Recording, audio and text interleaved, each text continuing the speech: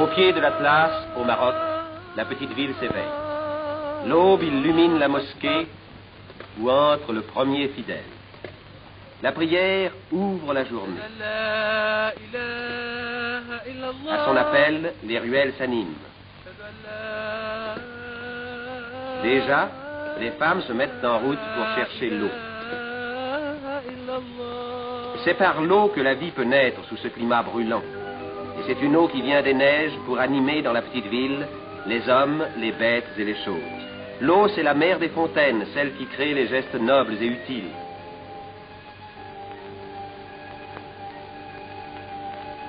C'est aussi l'eau qui va arroser les souks sous leurs claies de roseaux, où s'ouvrent déjà les boutiques étroites dans lesquelles l'on vend les épices et les cuirs brodés.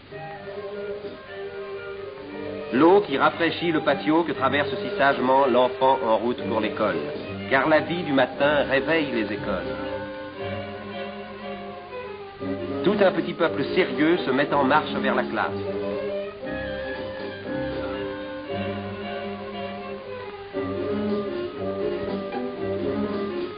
Enfants arabes et puis enfants français. Ils arrivent parfois en un pittoresque équipage. Tout à l'heure, ils iront s'asseoir sur les mêmes bancs. Mais point d'école sans une âme active. Et voici celle qui fait vivre 5 écoles, une française.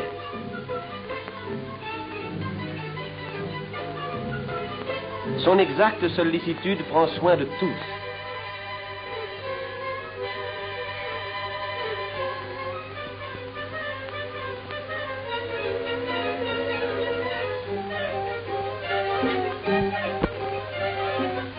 On s'en va vers une autre école. Une main maternelle emmène la fillette vers la classe.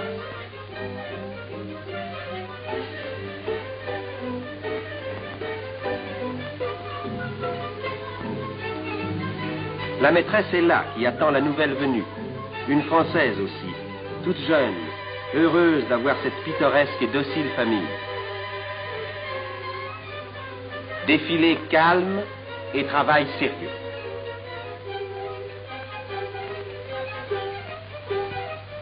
D'antiques broderies berbères renaissent ici sous les mains naturellement ingénieuses des fillettes.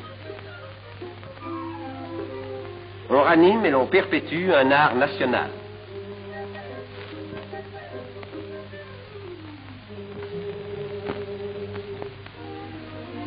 Et ces écoles ne sont pas moroses, on y chante aussi. Qui chante aime la vie, et qui aime la vie aime l'action. C'est pourquoi, d'un geste si vif, l'animatrice des écoles monte à cheval et part d'un bon trot pour le bled.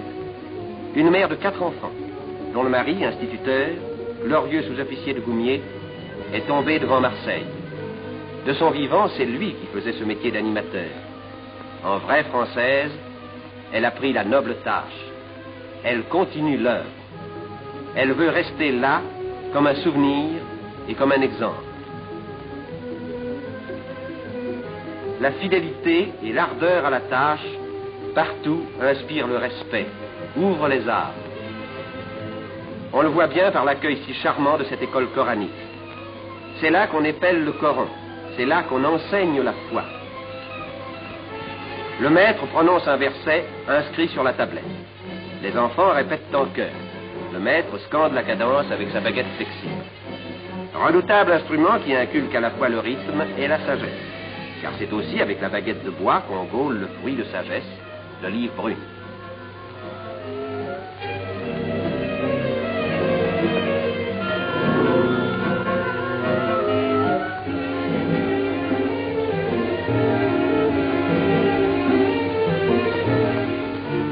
Ici fonctionne encore la meule antique.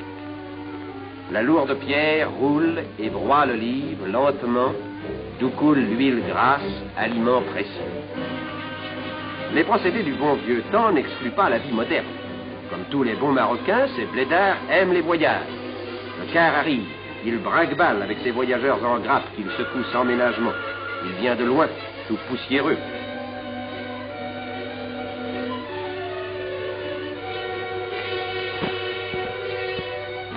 Il déballe ses sacs bourrés de lettres. Il en arrive de partout, d'Europe, d'Amérique. Grâce aux bonnes routes construites, la lointaine cité est reliée au monde par la lettre. Elle l'est aussi par le fil. Et la lettre et le fil portent les nouvelles bien au-delà de la petite ville, jusque dans les vallées encore sauvages de l'Atlas. Ainsi, la vie s'étend. Ainsi se crée un lien utile entre ces hommes et les autres hommes.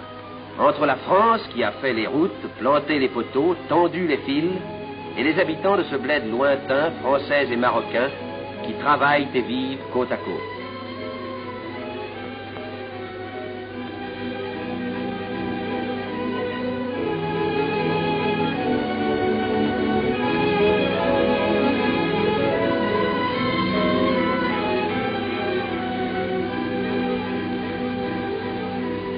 De ces travaux et de ces vies associées, voici le point vital, le centre symbolique, la belle demeure moderne avec son parc et ses bureaux. Maison de France en pays marocain, celle du contrôleur civil, où l'administration de plusieurs milliers de haut, elle veille sur elle.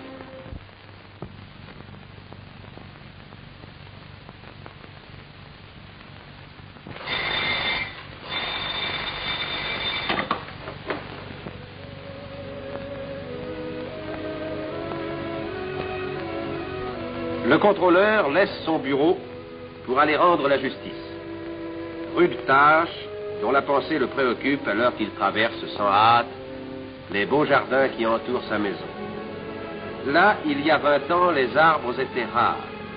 Avec l'eau sagement canalisée, le soleil, un humus fertile, on a tiré du sol ce jardin, admirable lieu de repos dont la végétation vivace couronne la petite ville. La petite ville, avec ses besoins, ses passions, et aussi ses litiges, car nous allons au tribunal. Il va falloir juger.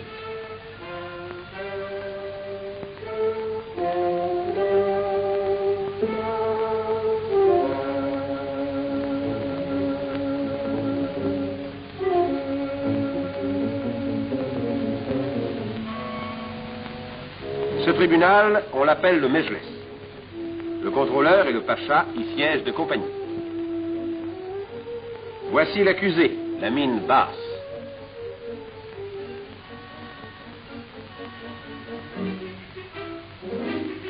L'affaire est délicate. Il s'agit d'une peau de mouton, tout simplement. Vache.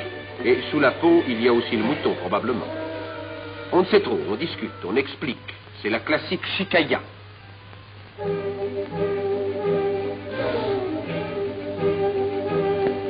Le pacha et le contrôleur, qui s'y connaissent, écoutent, froncent le sourcil, se font une opinion.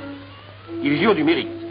Faire la part du vrai au milieu de tant d'éloquence, car le Marocain est fin et beau parleur, c'est une tâche difficile. La vérité pourtant finit par apparaître. Sentence. L'accusé est vraiment coupable. Rien qu'à le voir partir, sombre et farouche, on en reste persuadé.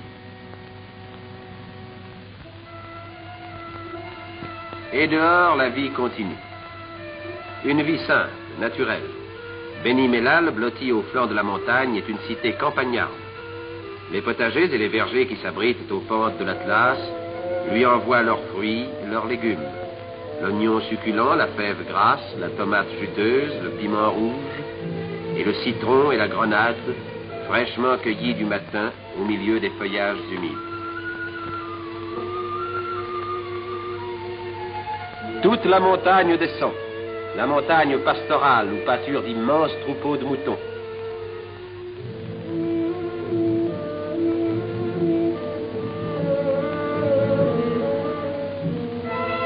Tout un grand mouvement d'hommes, de femmes, d'animaux de bas suit la route des troupeaux, qui est aussi celle du bois, car sur les lointaines hauteurs croissent les antiques forêts, le chêne vert, le noyer et le cèdre.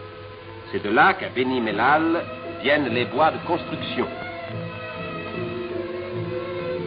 On les descend à dos de mulets, de chameaux, d'ânes, d'hommes. Le contrôleur des eaux et forêts les vérifie et y pose sa marque, après quoi les grandes poutres s'en iront vers le souk.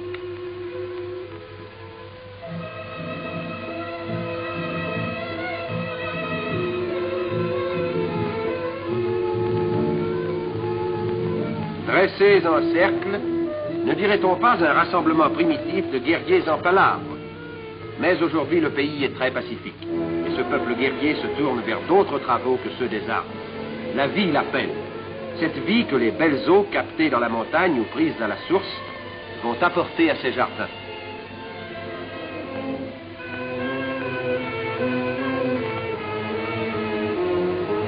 Mais pour les amener, ces eaux, et pour fertiliser la terre, de longs travaux sont nécessaires sur un sol ingrat où pourtant l'horizon est beau. À ces travaux, la présence des chefs, le pacha et le contrôleur, est chaque jour indispensable. Il faut diriger, conseiller, exiger, être la pensée vigilante, incarner une foi et un espoir.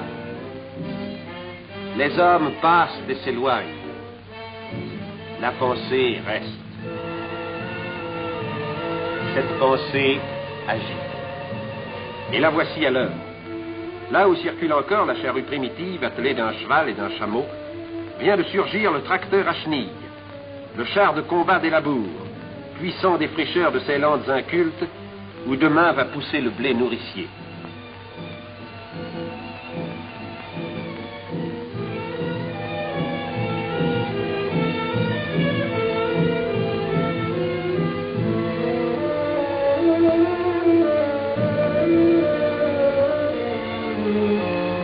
Et les famines toujours imminentes disparaîtront par le fait de cette pensée qui conseille et dirige, pour le bien des hommes, fraternellement. Là où ne poussait que le doum et le jujubier sauvage, le soc de la machine creuse.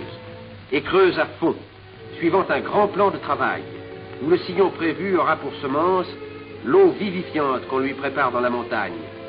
Car on va barrer là-haut des vallées dont cette pensée prévoyante a déjà dessiné les figures futures. Paysages créés pour la vie, savantes constructions qui règlent la nature, travaux de jeunesse et de jeunes hommes. À cette œuvre, en effet, il faut l'ardeur de jeunes hommes, tel celui-ci, l'ingénieur en chef dont le visage volontaire respire l'intelligence et la ténacité. Il en faut pour barrer et pour percer une énorme montagne. Au caïd, venu de la plaine, l'ingénieur en chef explique le plan des travaux. Ce plan, on l'a tracé là, à travers les rocs, les buissons, dans un décor sauvage.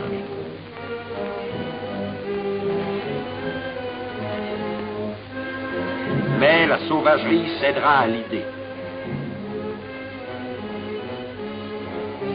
La pelle, le pic et la mine auront raison d'une nature hostile et jusqu'à ce jour indomptée. Cette nature, on la vaincra, mais non sans peine, à force de bras, de temps et de patience, par le savoir et par l'effort.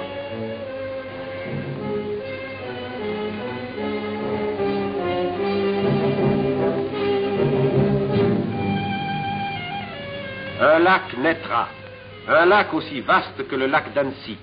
Il naîtra, enfanté par le geste ancestral des hommes, le geste bâtisseur du sédentaire, comme du pasteur qui dresse sa tente dans les solitudes, la tente noire des tribus pastorales qui nomadisent sur les hauts plateaux.